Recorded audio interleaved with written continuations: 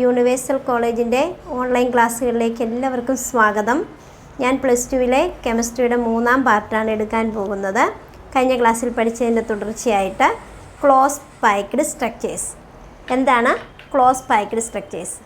അതായത് പാർട്ടിക്കിളിനെ ക്ലോസ് ആയി പാക്ക് ചെയ്തിരിക്കുന്നതിനെക്കുറിച്ച് ഇവിടെ വ്യത്യസ്ത അറേഞ്ച്മെൻറ്റിനെ കുറിച്ച് പറയുന്നു. അതിൽ ഒന്നാമത് പറയുന്നത് 1 dimensional close packing. 1 dimensional close packing എന്ന് പറയുമ്പം ഒരു റോയിൽ മാത്രമാണ് പാർട്ടിക്കിളിനെ ക്രമീകരിച്ചിരിക്കുന്നത്. അതായത് പാർട്ടിക്കിൾ ഇങ്ങനെ ഒരു റോയിൽ മാത്രം പാർട്ടിക്കിൾ ക്രമീകരിച്ചിരിക്കുന്നതാണ് 1 ഡയമെൻഷണൽ ക്ലോസ് പാക്കിംഗ് എന്ന് പറയുന്നത്. അങ്ങനെയാണെങ്കിൽ ഇതിനിടയിൽ ഒരു പാർട്ടിക്കിളിനെ എടുത്തു കഴിഞ്ഞാൽ അതിനെ അറ്റാച്ച് ചെയ്തിരിക്കുന്ന സ്പിയറുകളുടെ എണ്ണം 2. ഇടയ്ക്കത്തെ ഒരു സ്പിയറിനെ ടച്ച് ചെയ്തിരിക്കുന്ന അപ്പുറം ഇപ്പുറം ഓരോന്നല്ലേ ഉള്ളൂ. അപ്പോൾ അത് 2. ആ നമ്പറിനെ കോർഡിനേഷൻ നമ്പർ എന്ന് പറയും. അപ്പോൾ ക്ലോസ് പാക്കിങ്ങിൽ നെയ്ബറിംഗ് സ്പിയർ അറ്റാച്ച് ചെയ്തിരിക്കുന്ന നെയ്ബറിംഗ് സ്പിയേഴ്സിൻ്റെ എണ്ണത്തെയാണ് കോർഡിനേഷൻ നമ്പർ എന്ന് പറയുക. അങ്ങനെയാണെങ്കിൽ എന്താണ് 2 ഡയമെൻഷൻ? 1 ഡയമെൻഷൻ അത്രയേ ഉള്ളൂ അറിയാം. 2 ഡയമെൻഷണൽ ക്ലോസ് പാക്കിംഗ് എന്ന് പറഞ്ഞാൽ എന്താണ്? 2 ഡയമെൻഷൻ 2 ടൈപ്പിലുണ്ട്. അതായത് എ ടൈപ്പ് അറേഞ്ച്മെൻ്റ് എന്ന് പറയാവുന്നു. ഒരു റോയ് പാർട്ടിക്കിൾ അറേഞ്ച് ചെയ്തിരിക്കുന്നത്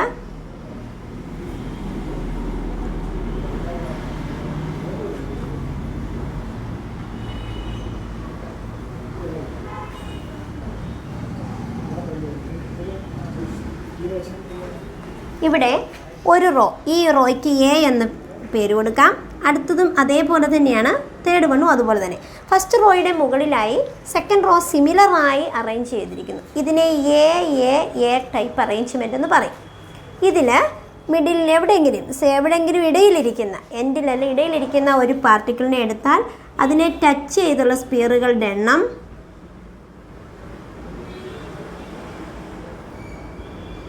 4. അപ്പോൾ ഇവിടെ കിട്ടുന്നത് ഒരു സ്ക്വയർ കിട്ടും. ഇതിനെ വിളിക്കാം സ്ക്വയർ ക്ലോസ് പാക്കിംഗ്. ഒരു സ്ക്വയർ കിട്ടുന്നതുകൊണ്ട് ഇതിനെ നമുക്ക് വിളിക്കാം എന്താണ്? സ്ക്വയർ ക്ലോസ് പാക്കിംഗ്, SCP എന്ന് വിളിക്കാം. സ്ക്വയർ കിട്ടുന്നതുകൊണ്ട് square close packing, SCP. Here is coordination number 4, that is sphere attached neighbouring sphere. ഒരു സ്പിയർ അറ്റാച്ച് ചെയ്ത നെയ്ബറിംഗ് സ്പിയേഴ്സിൻ്റെ എണ്ണം 4 ആണ്. Therefore coordination number is 4. Okay, next one, second type, ABAB type. ABAB arrangement. ഇവിടെ ഒരു റോയ് നമ്മളിങ്ങനെ കോയിനൊക്കെ അടുക്കി വെച്ചിരിക്കുന്നത് പോലെയാണ് അത് വെച്ചിരിക്കുന്നത്. ഇത് ഫസ്റ്റ് റോ എന്ന് പറയും. ഇതിൻ്റെ ഈ ഡിപ്രഷനിലാണ് സെക്കൻഡ് റോ ഇരിക്കുന്നത്. വീണ്ടും ഫസ്റ്റ് റോയോട് സിമിലറായിട്ട് വരും സെക്കൻഡ് റോ, എങ്കിലും ഡിപ്രഷനിലാണ് വയ്ക്കുക. അപ്പോൾ ഇതിനെ നമ്മൾ എ എന്ന് കൊടുക്കും, ഇതിനെ ബി, വീണ്ടും ഇതേ, അങ്ങനെ അറേഞ്ച്ഡ് ആയിപ്പോവും. എ ബി പാറ്റേൺ എന്നിതിനെ പറയുമേ. അങ്ങനെയാണെങ്കിൽ ഇതിനിടയിലെ ഒരു സ്പിയറിനെ നോക്കിയാൽ അതിനെ ടച്ച് ചെയ്തുള്ള മറ്റുള്ള സ്പിയറുകളുടെ എണ്ണം 1, 2, 3, 4, 5, 6. മൊത്തത്തിൽ എത്ര സ്പിയറുകളുണ്ട്? 6 സ്പിയറുകളുണ്ട്. അവരുടെ പോയിന്റുകളൊക്കെ ജോയിൻ ചെയ്ത് വരയ്ക്കുമ്പോൾ നമുക്കൊരു ഹെക്സഗൺ കിട്ടും. അതുകൊണ്ട് ഇതിനെ ഹെക്സഗണൽ ക്ലോസ് പാക്കിംഗ് എന്ന് വിളിക്കും. Hexagonal close packing, that is ബ്രാക്കറ്റിൽ HCP എന്ന് എഴുതാം. Hexagonal close packing. There are 2 types of close packing in 2 dimension. ഇത് ABAB പാറ്റേൺ, ABAB അത് A പാറ്റേൺ. ABAB പാറ്റേണിൻ്റെ കോർഡിനേഷൻ നമ്പർ 6 ആണ്. Coordination number is 6. ഓക്കെ, ഇനി നമുക്ക് 3 ഡയമെൻഷൻ. 3 ഡയമെൻഷൻ നമുക്ക് വോയിഡ് എന്ന സെക്ഷനാണ് കൈകാര്യം ചെയ്യാനുള്ളത്. നമ്മൾ അസ്യൂം ചെയ്യുക ഒരു റോയിൽ ആപ്പിൾ അറേഞ്ച് ചെയ്തിരിക്കുന്നു.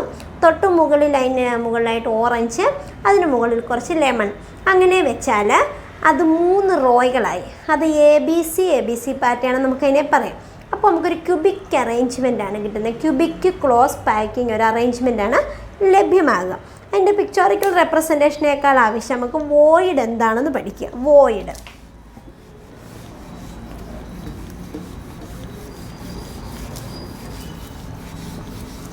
What is void? എന്താണ് വോയിഡ്? ഇപ്പം നമ്മൾ ഈ സ്പിയറുകളൊക്കെ വരച്ചതിൽ നിന്ന് നമുക്ക് മനസ്സിലായി സ്പിയറുകൾക്കിടയിൽ കുറച്ച് ശൂന്യമായ സ്പേസുകൾ ഇടയ്ക്കിടയ്ക്ക് കാണാൻ സാധിച്ചു. ആ ശൂന്യ സ്ഥലത്തിനെയാണ് എന്ത് വിളിക്കുക? വോയിഡ് എന്ന് വിളിക്കുക. അപ്പോൾ vacant spheres between close packed sphere, close packed സ്പിയറിനിടയിലുള്ള ഈ ശൂന്യ സ്ഥലത്തിനെയാണ് void. There is 3 spheres and 1 sphere above it. അപ്പോൾ ഇവിടെ മൊത്തത്തിൽ 4 സ്പിയറുകളുണ്ട്. ഇവിടെ ജനറേറ്റ് ചെയ്ത വോയിഡിനെ വിളിക്കുന്ന പേരാണ് ടെട്രാഹെഡ്രൽ വോയിഡ്. 4 സ്പിയറുകൾക്കിടയിലെ വോയിഡാണ് ടെട്രാഹെഡ്രൽ വോയിഡ്.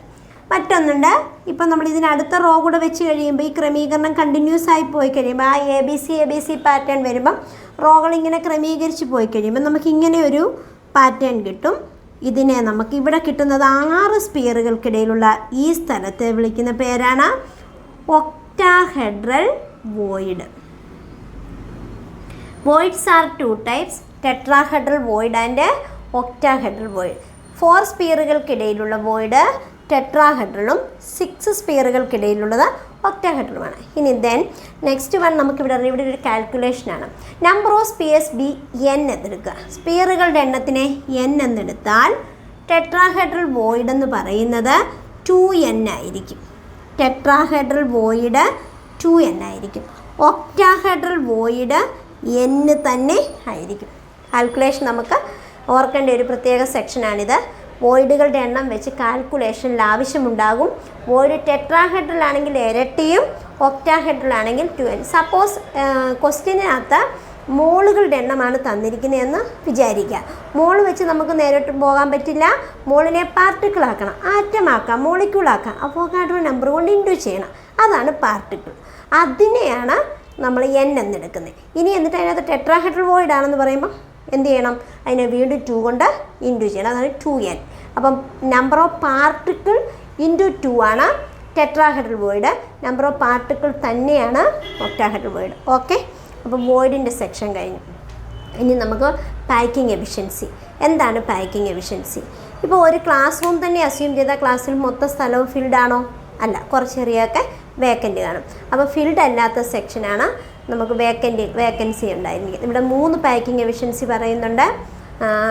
HCPയുടെ, CCPയുടെ, FCCയുടെ, ഇവരുടെ 3 പേരുടെയും 74% ആണ്. അതാണ് ഏറ്റവും കൂടുതൽ പാക്കിംഗ് എഫിഷ്യൻസി കാണിക്കുന്നത്. അവിടെ ഒരു റിലേഷൻഷിപ്പ് ഓർക്കണം. Edge length and radius. Edge length and radius in HCP, CCP or FCC ചോദിച്ചാൽ നമ്മൾ ഓർത്ത് വെച്ചേക്കണം. A is equal to 2√2R. A is equal to 2√2R. മറക്കരുത്. A is equal to 2√2R എന്ന് പറയുന്നത് FCC or HCP or CCP ഇവർക്ക് 3 പേർക്കും വരാവുന്ന എഡ്ജ് ലെങ്ത്, റേഡിയസ് റിലേഷൻഷിപ്പാണ്. ഇവരുടെ പാക്കിംഗ് എഫിഷ്യൻസി എന്ന് പറയുന്നത് 74% ആണ്. ഹൈലി എഫിഷ്യൻ്റ് ഇവരാണ്. എഫിഷ്യൻസി ഏറ്റവും കൂടുതലുള്ളത്, ഹൈ എഫിഷ്യൻസി കാണിക്കുന്നത് ഈ 3 കക്ഷികളാണ്. ഇനി BCC വരുമ്പോൾ അവരുടെ എഡ്ജ് ലെങ്ത് എന്ന് പറയുമ്പം A is equal to 4R/√3 ആണ്. റിലേഷനാണ് 4R/√3.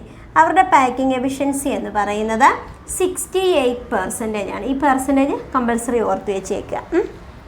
അടുത്തത് സിമ്പിൾ ക്യൂബിക് എന്ന് പറയും. നമ്മൾ സിമ്പിൾ എന്നോ പ്രിമിറ്റീവ് എന്നോ നമ്മൾ വിളിക്കാറുണ്ട്. അവരുടെ റിലേഷൻ എന്ന് പറയുമ്പോൾ A is equal to 2R ആണ്. എഡ്ജ് ലെങ്തും റേഡിയസും കൂടെയുള്ള relation A is equal to 2R. അവരുടെ പാക്കിംഗ് എഫിഷ്യൻസി എന്ന് പറയുമ്പം 52.4% ആണ്. ഇത്രയും കാര്യങ്ങളാണ് പാക്കിംഗ് എഫിഷ്യൻസി. നമ്മൾ ഡിറൈവ് ചെയ്യാനൊക്കെ ഓൾറെഡി അത് നോക്കിയേക്കണം. ഇത്രയും കാര്യങ്ങൾ സിമ്പിൾ മെത്തേഡാണ്.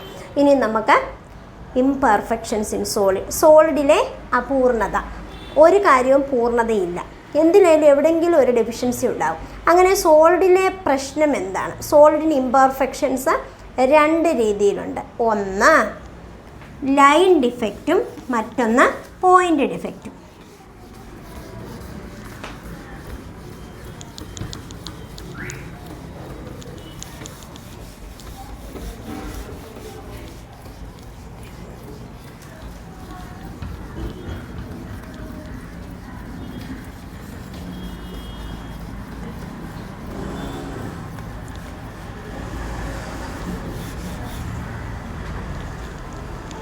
എന്താണ്? ഇംപെർഫെക്ഷൻസ്. അതായത് ഡീവിയേഷൻസ്, എന്തെങ്കിലും ഒരു മാറ്റം, പാർട്ടിക്കിളിനുണ്ടാകുന്ന ചെറിയ ഡീവിയേഷൻസ്. ഒരു പാർട്ടിക്കിൾ, ഇപ്പം നമ്മൾ ക്ലാസ് റൂം അസ്യൂം ചെയ്യുക. ക്ലാസ് റൂമിൽ കുറേ കുട്ടികൾ ഇരിക്കുന്നിടത്ത് സ്ഥിരം വരുന്ന 50 കുട്ടികൾ നമ്മുടെ ക്ലാസ്സിലുണ്ട്. അതിൽ 2 കുട്ടികളില്ല. ഒരു ബെഞ്ചിൽ നിന്ന് ഒരു കുട്ടിയുടെ മറ്റൊരു ബെഞ്ചിൽ നിന്ന്. അപ്പോൾ 2 പാർട്ടിക്കിൾ അവിടെ മിസ്സിംഗ് ആണ്. അപ്പോൾ അവിടെ വേക്കൻസി ക്രിയേറ്റ് ചെയ്തിട്ടുണ്ട്. അതൊരു ഇംപെർഫെക്ഷൻ ആണല്ലോ, ക്ലാസ് പൂർണ്ണതയില്ല. അപ്പോൾ പാർട്ടിക്കിളിന് സംഭവിക്കുന്ന, ഒരു പാർട്ടിക്കിളിന് അല്ലെങ്കിൽ ഒരു ആറ്റത്തിന് സംഭവിക്കുന്ന ഡീവിയേഷനെയാണ് പോയിൻ്റ് ഡിഫക്റ്റ് എന്ന് പറയുക.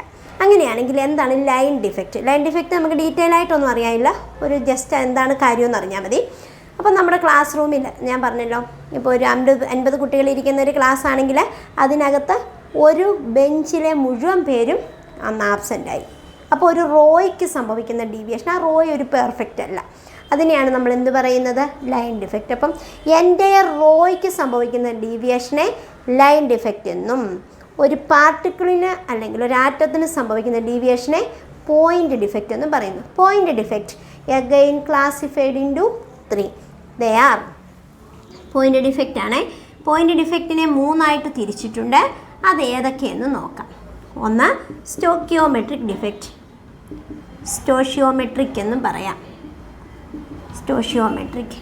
2 നോൺ സ്റ്റോഷിയോമെട്രിക്.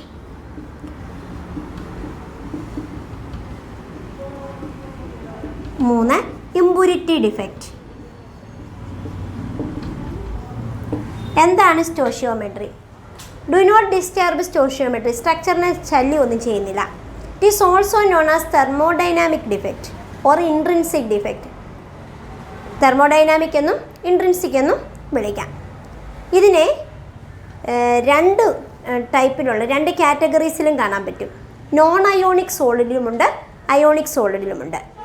അതായത് വേക്കൻസി ഡിഫക്റ്റ് എന്നും ഇൻ്റർസ്റ്റീഷ്യൽ ഡിഫക്റ്റ് എന്നും ഒരു പേരിലും, ഷോർട്ട് കീ ഡിഫക്റ്റ് എന്നും ഫ്രെങ്കൽ ഡിഫക്റ്റ് എന്ന മറ്റൊരു പേരിലും ഇതറിയപ്പെടുന്നുണ്ട്.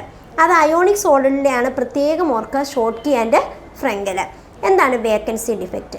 Some lattice sites are vacant. ചില സൈറ്റുകളൊക്കെ ശൂന്യമായിരിക്കും. പിന്നെ ഇതുണ്ടാവുന്നതിന് കാരണം എന്ത്? വേക്കൻസി ഡിഫക്റ്റ് എന്ന് പറയുമ്പം പാർട്ടിക്കിൾ ഓൾറെഡി മിസ്സിംഗ് ആണ്, അതായത് പാർട്ടിക്കിൾ ഇല്ലാത്തപ്പോൾ അവിടെ ഡെൻസിറ്റി എന്ത് ചെയ്തിരിക്കും? Density decreases. In vacancy defect density decreases and it arises due to temperature. Substance heat ചെയ്താൽ എറൈസ് ചെയ്യുന്ന ഒരു ഡിഫക്റ്റാണ് vacancy defect. Next one interstitial defect. Particle normal പൊസിഷനായ അവരിയ്ക്കുന്ന നോർമൽ സൈറ്റിൽ ഇരിക്കുന്നത് കൂടാണ്ട് ചില particle present in other position, അവർ ഇടയിലൊക്കെ കയറിയിരിക്കും. അതിനെയാണ് ഇൻ്റർസ്റ്റീഷ്യൽ സൈറ്റ് എന്ന് പറയുന്നത്. Particle present in interstitial position. Normal പൊസിഷനിലും കാണും, അഡീഷണലായിട്ട് ഇൻ്റർസ്റ്റീഷ്യൽ പൊസിഷനും കാണും. അതിനെ നമുക്ക് വിളിക്കാം ഇൻ്റർസ്റ്റീഷ്യൽ ഡിഫക്റ്റ് എന്ന് വിളിക്കാം.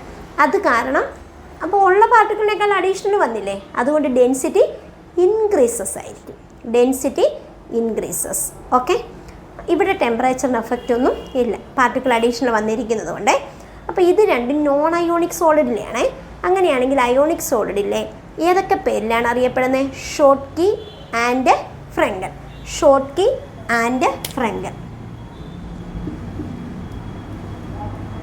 ഷോർട്ട് കീയും ഫ്രെങ്കലും. എന്താണ് Schottky defect?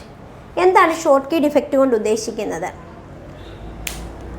Missing of equal number of cation and anion. Missing of equal number of cation and anion from crystal lattice. തുല്യ എണ്ണം കാറ്റയോണും ആനയോണും നഷ്ടപ്പെടുന്നു പോകുന്നതാണ് ഷോർട്ട് കീ. ഇതിന് കാരണം cation and anion almost same size. രണ്ടുപേരുടെയും വലിപ്പം ഏകദേശം ഒരുപോലെ ആയിരിക്കും. രണ്ടുപേരും മിസ്സായിപ്പോയി. So density decreases. ഡെൻസിറ്റി കുറയും. It's found in compounds having high coordination number.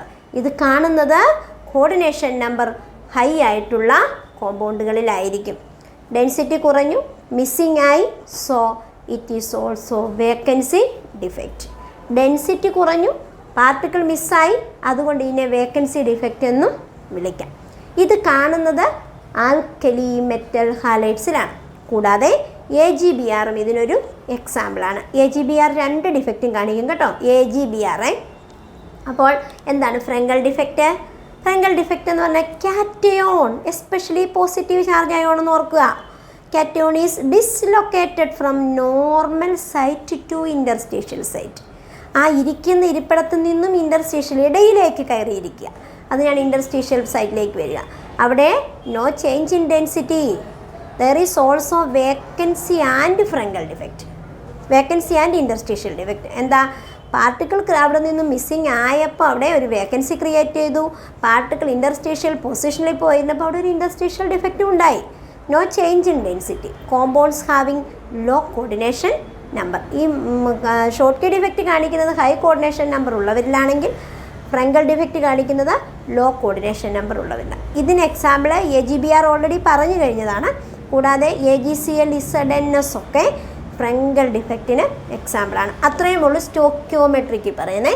ഇനി നോൺ സ്റ്റോക്കിയോമെട്രിക് ഡിഫക്റ്റിന് 2 റീസൺ ഉണ്ട്.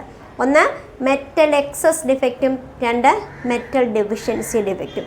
മെറ്റൽ എക്സസ് ഡിഫക്റ്റ് ക്രിയേറ്റ് ചെയ്യാൻ 2 കാരണങ്ങളുണ്ട്. ഒന്ന് ആനയോൺ വേക്കൻസി. മെറ്റൽ എക്സസ് ഡിഫക്റ്റിൻ്റെ ഒരു കാരണം ആനയോൺ വേക്കൻസി.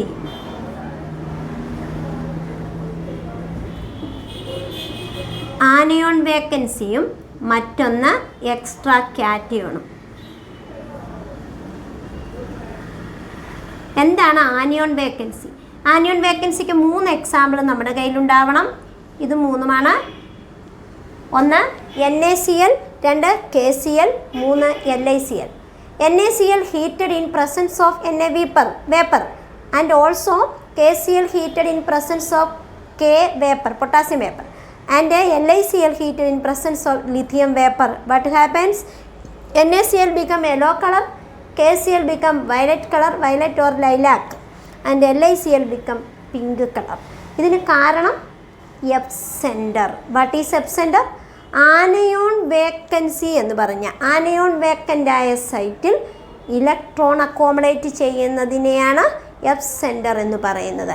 എഫ് സെൻറ്റർ വരാൻ കാരണം ആനയോൺ വേക്കൻ്റായ സ്ഥലത്ത് ഹീറ്റ് ചെയ്തപ്പോൾ ഈ sodium deposited on surface, lithium deposited on surface or potassium deposited on surface, then anion എവിടെ നിന്നും migrate from bulk to surface. There is a vacancy created. This vacancy entrapped electron entrapped ആവും. അപ്പോൾ നമുക്ക് പറയാം this is known as F center. It is responsible for color of the crystal. അപ്പോൾ 3ൻ്റെയും colour നിങ്ങൾ ഓർത്ത് വെച്ചേക്കണേ. അടുത്തത് extra cation. Zinc oxide on heating. അവിടെ എക്സാമ്പിൾ സിങ്ക് ഓക്സൈഡാണ്, ഒറ്റൊരു എക്സാമ്പിളേ ഉള്ളൂ. സിങ്ക് ഓക്സൈഡ് ഓൺ ഹീറ്റിംഗ് സഡനോ ഹീറ്റ് ചെയ്യുമ്പോൾ oxygen is loss, oxygen loss ചെയ്യും. ആൻഡ് ഈസ് എക്സ്ട്രാ സഡൻ 2+. എക്സ്ട്രാ സഡൻ 2+ accommodated in interstitial position and neighbourhood position electrons are accommodated. തൊട്ടയലോക്കത്ത് ഇസഡൻ 2+ ഇരിക്കുന്നത് ഇൻ്റർസ്റ്റീഷ്യൽ പൊസിഷനിലാണെങ്കിൽ തൊട്ടയലോക്കത്ത് ഇൻ്റർസ്റ്റീഷ്യൽ പൊസിഷനിൽ ആരുണ്ടാവും? ഇലക്ട്രോൺ ഉണ്ടാകും. ദിസ് ഇലക്ട്രോൺ ഒരു പ്രശ്നമാണ്. എന്താ? കളർ ഉണ്ടാക്കാൻ, കണ്ടക്ടിവിറ്റിക്കൊക്കെ കാരണമാണ്. This electron absorb energy from visible region, so it is coloured, turns yellow colour. Pure white ആയിരുന്ന സിങ്ക് ഓക്സൈഡ് ചൂടാക്കിയപ്പോൾ അത് മഞ്ഞ കളറാകാൻ കാരണം എക്സ്ട്രാ കാറ്റയോണാണ്. കാറ്റയോണിൻ്റെ തൊട്ടയലോക്കത്ത് ഇലക്ട്രോൺ വന്ന് ആ ഇലക്ട്രോണാണ് അബ്സോർബ് ചെയ്യുന്നത് വിസിബിൾ എനർജിയിൽ നിന്നും കളറിനെ. അപ്പം നമ്മളത് മഞ്ഞ കളറിൽ കാണപ്പെടുന്നു. അതുകൊണ്ട് കണ്ടക്ടിവിറ്റി അവിടെ വർദ്ധിക്കുന്നു. മൂന്നാമത്തേതാണ് ഇവരുടെ എന്താ നോൺ സ്റ്റോഷിയോമെട്രിക് ഡിഫക്റ്റും കഴിഞ്ഞു. അടുത്തതാണ് ഇംപ്യൂരിറ്റി ഡിഫക്റ്റ്. ഇംപ്യൂരിറ്റി എന്ന് പറയുമ്പോൾ മാലിന്യം അല്ലേ, ഇംപ്യുവറായ എന്തെങ്കിലും. ഇവിടെ പറയുന്നത് sometimes sodium chloride, molten sodium chloride, ഉരുകിയ സോഡിയം ക്ലോറൈഡിനെ ഒന്ന് അനലൈസ് ചെയ്താൽ അതിനകത്ത് സോഡിയം അയോൺ ഇരിക്കുന്ന സ്ഥാനത്ത് സ്ട്രോൺഷ്യം അയോണിനെ ചില സ്ഥലങ്ങളിൽ കണ്ടെത്തുന്നു. Strontium Sr2+. അപ്പം ക്രിസ്റ്റലിൻ്റെ സ്ട്രക്ചർ വരയ്ക്കുമ്പോൾ Na+Cl-, Na+Cl- എന്നിങ്ങനെ പോകുന്നിടത്ത് ഒരു Sr2+ Na+ൻ്റെ സ്ഥാനത്ത് കയറിയിരിക്കുന്നു. അപ്പം മറ്റൊരു Na+ൻ്റെ സ്ഥാനത്ത് ആരുണ്ടാവും? ഒരു വേക്കൻസി വരും. കാരണം Na+Cl-, Na+Cl- ഇങ്ങനെ വരുമ്പം Cl- Na+ൻ്റെ സ്ഥാനത്ത് Sr2+ കയറിയിരുന്നു. 2+ ആണ് ഇവിടുത്തെ ചാർജ്, അത് ശ്രദ്ധിച്ചോണം. 2+, പക്ഷേ എന്നയുടെ ചാർജ് 1+ഏ ഉള്ളൂ. ഇനിയും വീണ്ടും എന്ത് സംഭവിച്ചു? ഒരു വേക്കൻസിയും കൂടി ഇവിടെ ക്രിയേറ്റ് ചെയ്തു. കാരണം എന്താ? ഈ 2+ മെയിൻറ്റെയിൻ ചെയ്യണ്ടേ? ഒരു പ്ലസ് അല്ലേ മാറിയിട്ടുള്ളൂ. അറിയാം, Na+ ഒരെണ്ണം പോയിടത്താണ് Sr കയറി. അപ്പോൾ 2 Sr 2+ന് ഇരിക്കണമല്ലോ, 2 ചാർജ് അവിടെ മെയിൻറ്റെയിൻ ചെയ്യണം. അതുകൊണ്ട് ഒരു വേക്കൻസിയും ക്രിയേറ്റ് ചെയ്തു. അപ്പോൾ വേക്കൻസി കണ്ടു എന്ന് വിചാരിച്ച് വേക്കൻസി ഡിഫക്റ്റ് നമ്മളിതിനെ വിളിക്കില്ല. ഇതിനെ ഇമ്പ്യൂരിറ്റി, കാരണം already there is A foreign ion, മറ്റൊരു അയോൺ ഇവിടെ കയറിയിട്ടുണ്ട്, Sr2+. So it is A impurity defect. Okay, അപ്പോൾ ഡിഫക്ട്സിനെ എല്ലാം നമ്മൾ 3 ഇവിടെ എക്സ്പ്ലെയിൻ ചെയ്ത് കഴിഞ്ഞു. അടുത്തതാണ് ഇമ്പ്യൂരിറ്റി ഡിഫക്റ്റ് പറഞ്ഞു. അപ്പോൾ നോൺ സ്റ്റോഷിയോമെട്രിക്കിനകത്ത് ഒരു ഡിഫക്റ്റ് വിട്ടുപോയായിരുന്നു, മെറ്റൽ ഡെഫിഷ്യൻസി ഡിഫക്റ്റ്. മെറ്റൽ എക്സസും ഉണ്ട്, metal deficiency defect. That is found in FeO, iron oxide. FeO എന്ന് പറയുമ്പം Fe ഷോസ് +2 ആൻഡ് +3. Fe +2ഉം +3ഉം കാണിക്കും. എന്നിട്ട് 3 Fe2+ ഉണ്ടെന്ന് വിചാരിക്കുക. ഒരു ക്രിസ്റ്റൽ ലാറ്റിസിൽ ഒരു സൈറ്റിൽ 3 Fe2+ ഉണ്ടെങ്കിൽ 2 Fe3+ ആകും. മൂന്നാമത്തെ ലീവ്സ് ഫ്രം ദ ലാറ്റിസിൽ നിന്ന് മിസ്സിങ് ആവും. അപ്പോൾ അവിടെ ഒരു ഡെഫിഷ്യൻസിയായി, പെർസെൻറ്റേജ് കുറഞ്ഞു. അതിനെ നമുക്ക് പറയാം മെറ്റൽ ഡെഫിഷ്യൻസി ഡിഫക്റ്റ്. അത് FeO ആണ്. അപ്പോൾ ഇതുകൊണ്ട് ഡിഫക്ട്സുകളൊക്കെ കഴിഞ്ഞു. ഇനി നമുക്ക് ഇവരുടെ പ്രോപ്പർട്ടീസാണ്. 2 പ്രോപ്പർട്ടീസ് കൂടെ പറഞ്ഞാൽ ഇവിടുത്തെ ചാപ്റ്റർ സമാപിക്കും. ഏതൊക്കെയാണ്?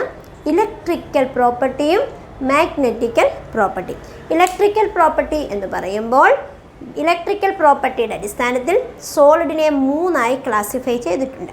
ദേ are conductors, semiconductors and insulators. Conductors, semiconductors and insulators. എന്താണ് കണ്ടക്ടേഴ്സ്? നമുക്കെല്ലാവർക്കും അറിയാം, ഓൾ മെറ്റൽസ് ആർ കണ്ടക്ടേഴ്സ്. ഇത് ബാൻഡ് തിയറിയുടെ അടിസ്ഥാനത്തിൽ എക്സ്പ്ലെയിൻ ചെയ്യുമ്പോൾ ബാൻഡ് ഇവിടെ പറയുന്നു, അതായത് വാലൻസ് അറ്റോമിക് ഓർബിറ്റലുകൾ കമ്പൈൻ ചെയ്ത് മോളിക്കുലാർ ഓർബിറ്റലുകൾ ഫോം ചെയ്യുമ്പോൾ അവർ എനർജിയിൽ വെരി ക്ലോസ് ആയിരിക്കും. അപ്പോൾ അവിടെ ഫോം ചെയ്യുന്നതിനെയാണ് ബാൻഡ് എന്ന് പറയുന്നത്. ബാൻഡ് 2 പേരുണ്ട്, വാലൻസ് ബാൻഡും കണ്ടക്ഷൻ ബാൻഡും. വാലൻസ് ഇലക്ട്രോൺ അക്കോമഡേറ്റ് ചെയ്യുന്നതാണ് വാലൻസ് ബാൻഡ്. വാലൻസ് ബാൻഡിൽ നിന്നും ഇലക്ട്രോണുകൾ കണ്ടക്ഷൻ ബാൻഡിലേക്ക് മൂവ് ചെയ്താൽ അതിനെ നമുക്ക് പറയാം അത് മെറ്റൽസിലാണ്. പ്രീവിയസ് ഇയർ ക്വസ്റ്റ്യൻ പേപ്പറിൽ ഇതിൻ്റെ ബാൻഡിൻ്റെ പിക്ചർ തന്നിട്ട് ഇതിലേതാണ് മെറ്റൽ എന്ന് ചോദിച്ചു. മെറ്റൽ മീൻസ് കണ്ടക്ടേഴ്സ് ആണേ. അപ്പം നമുക്കത് കൃത്യമായിട്ട് അറിഞ്ഞു വെക്കണം, ഏതാണ് മെറ്റൽ. അറിയാൻ നമുക്ക് എളുപ്പവഴിയുണ്ട്, നോക്കിക്കോളുക. അതിനകത്ത് ബാൻഡിൻ്റെ പിക്ചർ നോക്കുക. എന്താണ് ബാൻഡ്? വലിയ പ്രയാസമുള്ള ടോപ്പിക്കൊന്നുമല്ല, ഇത് സിമ്പിളാണ്, ഇത് നമുക്ക് മനസ്സിലാക്കാൻ എളുപ്പമാണ്. ബാൻഡ് എന്ന് പറയുമ്പോൾ ഇതാ നോക്കിക്കൊള്ളുക. ഇതുണ്ട്, ഈ ഒരു ബാൻഡ് ഇത് അടുത്ത ബാൻഡുമായിട്ട് ഓവർലാപ്പ് ചെയ്തു. ഇവർ തമ്മിൽ ഇങ്ങനെ ജോയിൻ ചെയ്തിരുന്നാൽ ഇതിനെ നമുക്ക് കണ്ടക്ടേഴ്സ് എന്ന് പറയാം. കണ്ടക്ടേഴ്സ് എന്ന് പറഞ്ഞാൽ ആരാണ്? മെറ്റൽസ്. ഓർത്ത് വെച്ചേക്കണം. അപ്പോൾ ഇവർക്കിടെ ഗ്യാപ്പ് ഒന്നുമില്ല, ഇവർ തമ്മിൽ ഓവർലാപ്പിങ്ങാണ്. എന്നാൽ സെമി കണ്ടക്ടേഴ്സ് വരുമ്പോൾ സ്മോൾ എനർജി ഗ്യാപ്പുണ്ട്. ഈ സ്മോൾ എനർജി ഗ്യാപ്പ് എന്നോ ഇതിൻ്റെ പേര് ശ്രദ്ധിച്ചോണേ, സ്മോൾ എനർജി ഗ്യാപ്പ് അല്ലെങ്കിൽ ഫോർബിഡൻ സോൺ എന്ന് വിളിക്കും. ഫോർബിഡൻ സോൺ ഇതാരിലാണ്? സെമി കണ്ടക്ടേഴ്സിലാണ്. സെമി കണ്ടക്ടേഴ്സ് നമുക്ക് എടുത്തു പറയാവുന്ന സെമി കണ്ടക്ടേഴ്സാണ് ജെർമേനിയവും സിലിക്കണും. ജെർമേനിയവും സിലിക്കണും. ഇനി ഇൻസുലേറ്റേഴ്സാണേ. ഇൻസുലേറ്റേഴ്സ് വരുമ്പം ഇവർ തമ്മിൽ ലാർജ് എനർജി ഗ്യാപ്പ്. കാരണം നിങ്ങൾക്ക് മനസ്സിലാക്കാൻ ഞാൻ ഒത്തിരി ഡിസ്റ്റൻസിലൊക്കെ വരച്ചേക്കുന്നത്. Large energy ഗ്യാപ്പാണ്. ഇതിനെ ഫോർബിഡൻ സോൺ, ഈ ഗ്യാപ്പിനെ വിളിക്കുന്ന പേര് ഫോർബിഡൻ സോൺ എന്ന് തന്നെ കേട്ടോ. ലാർജ് എനർജി ഗ്യാപ്പ് വന്നാൽ ഇൻസുലേറ്റേഴ്സ്. അവിടെ ഒരു വിധത്തിലും കണ്ടക്ടിവിറ്റി എന്ന് പറയുന്ന സംഗതിയെക്കുറിച്ച് ചിന്തിക്കുകയേ വേണ്ട. അപ്പോൾ ഇതാണ് നമ്മൾ ബാൻഡ് തിയറിയുടെ അടിസ്ഥാനത്തിൽ പിക്ചോറിക്കലായിട്ട് റെപ്രസെൻറ്റ് ചെയ്യുന്നത്. നെക്സ്റ്റ് നമുക്ക് ഇവരുടെ സെമി കണ്ടക്ടേഴ്സിനെ കുറിച്ച് ഒരു സ്വല്പ കാര്യങ്ങൾ അറിയാനുണ്ട്. സെമി കണ്ടക്ടേഴ്സ് എന്ന് പറയുന്നത് germanium and silicon. They belonged 14th group of periodic table. Periodic ടേബിളിൽ എത്രാമത്തെ ഗ്രൂപ്പില്ല? 14ാം ഗ്രൂപ്പിൽ. 14ാം ഗ്രൂപ്പിൽ ഇരിക്കുന്നവർക്ക് എത്ര ബാലൻസ് ഇലക്ട്രോൺ ഉണ്ടാവും? 4 വാലൻസ് ഇലക്ട്രോൺ. 14ാം ഗ്രൂപ്പ് അല്ലേ 4 വാലൻസ് ഇലക്ട്രോൺ. അപ്പോൾ ഇവരുടെ കണ്ടക്ടിവിറ്റി വർദ്ധിപ്പിക്കാൻ വേണ്ടി 2 സജഷൻ നമ്മുടെ മുമ്പിൽ പറയുന്നുണ്ട്. ഒന്ന്, കണ്ടക്ടിവിറ്റി വർദ്ധിപ്പിക്കുന്ന ഒരു മാർഗം ടെമ്പറേച്ചർ കൊടുക്കാമെന്ന്. പക്ഷേ വലിയ പ്രാക്ടിക്കൽ യൂസേജിനൊന്നും അത് പറ്റുകയില്ല. ടെമ്പറേച്ചർ കൊടുത്തൊന്നും ഇവരുടെ കണ്ടക്ടിവിറ്റി വർദ്ധിക്കുമെന്ന് 100% ഉറപ്പിക്കാനൊന്നും പറ്റുകയില്ല. കണ്ടക്ടിവിറ്റി കൂടാൻ, പക്ഷേ അത് പ്രായോഗിക ഉപയോഗത്തിന് പറ്റില്ല. അങ്ങനെ ടെമ്പറേച്ചർ കൊടുത്ത് കണ്ടക്ടിവിറ്റി വർദ്ധിപ്പിക്കുകയാണെങ്കിൽ നമ്മൾ അതിനെ വിളിക്കുന്നതാണ് ഇൻട്രിൻസിക് സെമി കണ്ടക്ടേഴ്സ്. എന്താണ്? Intrinsic semi conductors. Conductivity of semi conductors can be increased by adding temperature. That is intrinsic semi conductor. അപ്പോൾ എന്താണ് എക്സ്ട്രിൻസിക് സെമി കണ്ടക്ടർ? അത് ഇമ്പോർട്ടൻ്റ്. ഡോപ്പിംഗ് എന്നൊരു പ്രോസസ്സിലൂടെ എക്സ്ട്രിൻസിക് സെമി കണ്ടക്ടർ. അപ്പോൾ ഈ പ്രോസസ്സിൻ്റെ പേര് ഡോപ്പിംഗ്. എന്താണ് ഡോപ്പിംഗ്? സെമി കണ്ടക്ടേഴ്സിൻ്റെ കണ്ടക്ടിവിറ്റി ഇൻക്രീസ് ചെയ്യുവാൻ വേണ്ടി ഇമ്പ്യൂരിറ്റീസ് ആഡ് ചെയ്യുന്ന പ്രോസസ്സാണ് doping. Impurity means other grouped element. Group ഇപ്പോൾ നമുക്കറിയാം 14ാം ഗ്രൂപ്പിലെയാണ് germanium silicon. Germanium and silicon belong 14th group. They have 4 valence electron. They are doped with group 13. Group 13 ആരൊക്കെയാ? Boron, aluminium, gallium, indium. Thallium വേണ്ട, thallium radio ആക്റ്റീവാണ്. And group 15 first one nitrogen. Nitrogen is gas, ഇത് dope ചെയ്യാൻ പറ്റില്ല. Phosphorus, arsenic, antimony. ഇവർക്ക് 5 balance electron ഉണ്ട്. ഇവർക്കോ 3 balance ഇലക്ട്രോണേ ഉള്ളൂ. ഇവരുമായിട്ട് കൂട്ടുകൂടുമ്പോൾ ഒരു ഇലക്ട്രോണിൻ്റെ ഡെഫിഷ്യൻസി ഉണ്ട്. 4, 3 ഒരു ഇലക്ട്രോൺ പോരായ്മയുണ്ട്. ആ ഇലക്ട്രോൺ ഡെഫിഷ്യൻസി മൂലം കണ്ടക്ടിവിറ്റി ഇൻക്രീസ് ചെയ്യില്ല എന്നൊരു പ്രശ്നത്താൽ there is a positive charge hole is created. So p-type semiconductor is formed from group 13. എലമെൻസിനെ പ്രത്യേകം ശ്രദ്ധിക്കണം. കാരണം നമ്മളോട് ഇവിടുത്തെ ചോദ്യം ഇവരിൽ gallium with silicon identify type of semiconductor. Positive because gallium belongs 13th group. 13th group can form positively charged hole for conductivity. And group 15 element have 5 valence electron and silicon or germanium have എത്രയേ ഉള്ളൂ 4 valence electron. 1 electron extra. Electrons ഒരെണ്ണം extra വന്നു. It enhances electrical conductivity. അവരുടെ movement കൂടിയപ്പോൾ conductivity കൂടി. അപ്പോൾ electron എന്നൊരു കാരണത്താൽ ഇലക്ട്രോണിൻ്റെ charge നെഗറ്റീവാണല്ലോ, അതുകൊണ്ട് നമ്മൾ അതിനെ എന്ത് വിളിക്കും? N type. ഇതേത് ടൈപ്പാണ്? P type. അപ്പോൾ 2 ടൈപ്പ് സെമി കണ്ടക്ടേഴ്സിൻ്റെ പേര് പറഞ്ഞു, N type and P type. N type is obtained from group 15 and P type is obtained from group 30. Semi conductors കേട്ടല്ലോ. ഇതിൻ്റെ ആപ്ലിക്കേഷൻ യൂസ്ഡ് ആസ് ഡയോഡ്, ട്രാൻസിസ്റ്ററും ഡയോഡും ഒക്കെ ആയിട്ട് ഇത് ആപ്ലിക്കേഷനിൽ ഉപയോഗിക്കുന്നു. പി ടൈപ്പും എൻ ടൈപ്പും പി എൻ ടൈപ്പ് എന്നൊക്കെ പറയും. അപ്പോൾ ഓക്കെ, ഇനി നമുക്ക് മാഗ്നറ്റിക് പ്രോപ്പർട്ടീസാണ്. മാഗ്നറ്റിക് പ്രോപ്പർട്ടി ലാസ്റ്റ് ടോപ്പിക്ക് ഈ ചാപ്റ്ററിൻ്റെ. എന്താണ് മാഗ്നറ്റിക് പ്രോപ്പർട്ടീസ്? ഏതൊക്കെയാണ്? നമ്മൾ പ്രീവിയസ് ഇയറിൽ പഠിച്ചതാണ് ഡയാമാഗ്നറ്റിസം ആൻഡ് പാരാമാഗ്നറ്റിസം. ഇവിടെ മാഗ്നറ്റിസത്തിൻ്റെ അടിസ്ഥാനത്തിൽ സോളിഡ് 5 തരത്തിലുണ്ട്. 1 paramagnetic, 2 diamagnetic, 3 ferromagnetic, 4 antiferromagnetic, 5 ferrimagnetic. 5 പേരുകൾ കേട്ടല്ലോ. ഏതൊക്കെയാണ്? Paramagnetic,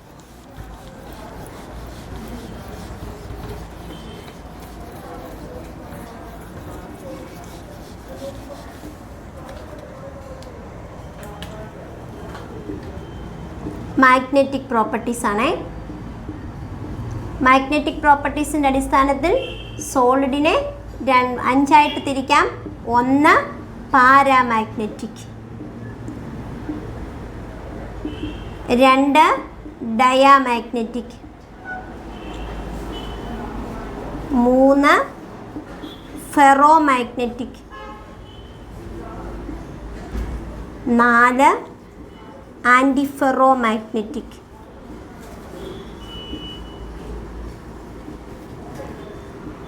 5 ferry magnetic.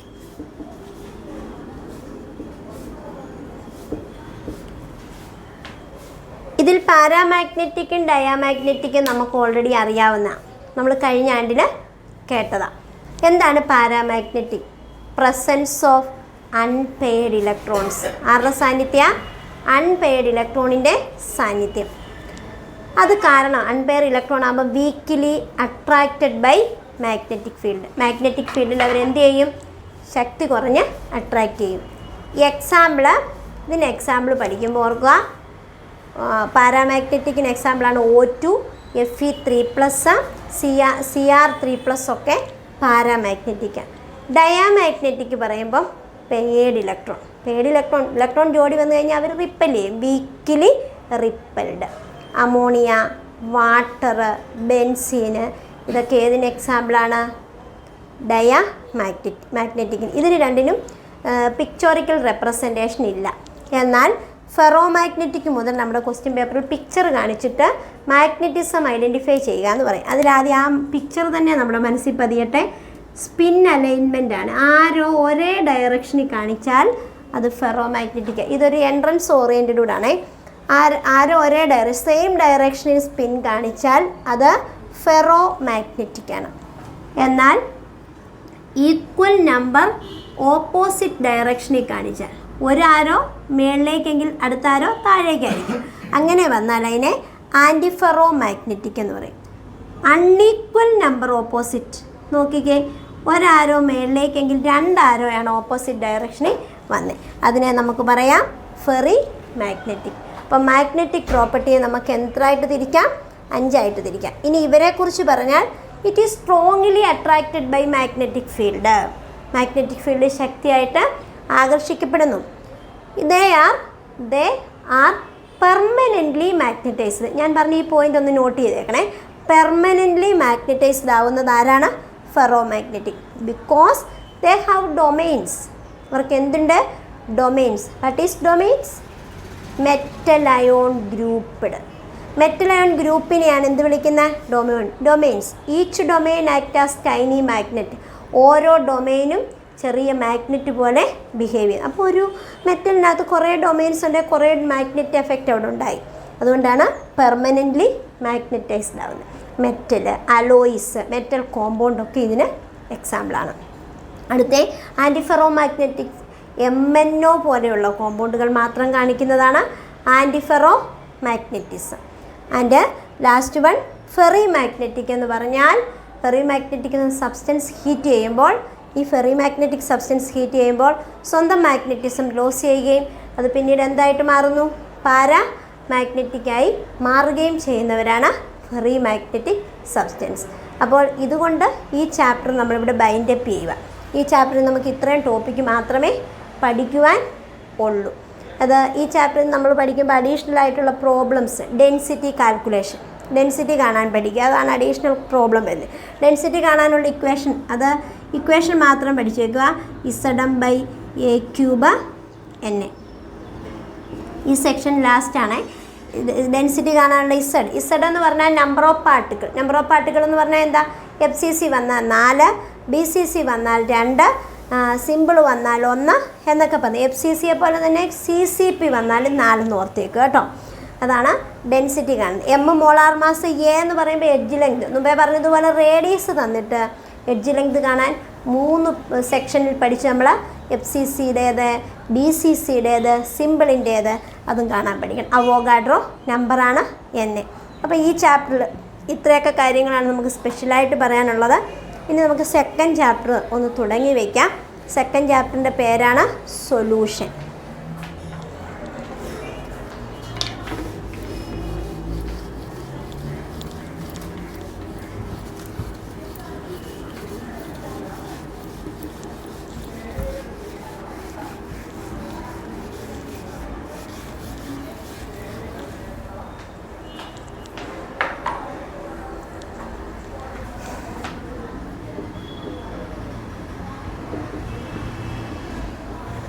സൊല്യൂഷൻ എന്താണ്? Solution binary solutions.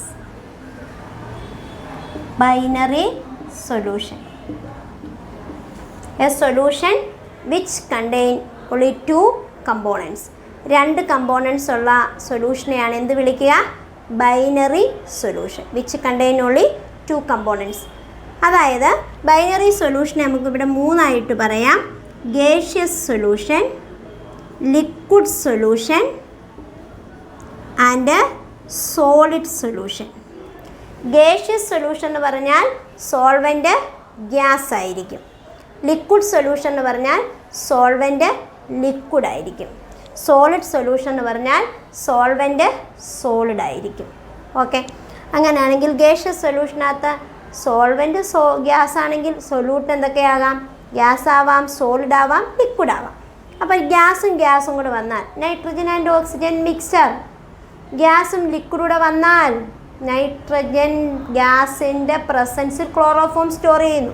Chloroform poisonous ആവും അല്ലെങ്കിൽ ഓക്സിജൻ്റെ പ്രസൻസിലൊക്കെ ആണെങ്കിൽ. അപ്പോൾ stored in presence of nitrogen. And ഗ്യാസും സോളിഡൂടെ വന്നാലോ കാമ്പർ, കർപ്പൂരം, സ്റ്റോർഡ് ഇൻ നൈട്രജൻ ഗ്യാസ്. അപ്പോൾ അതിനകത്ത് നൈട്രജൻ അവിടുത്തെ സോൾവെൻ്റാണ്. Next one liquid. അവിടെ സോൾവെൻറ്റ് ലിക്വിഡ് ആയിരിക്കും. അങ്ങനെയാണെങ്കിൽ നമുക്ക് എന്ത് പറയാം? ലിക്വിഡ് ആകുന്ന സോൾവെൻറ്റ് വരുന്ന ഏത് പറയാം?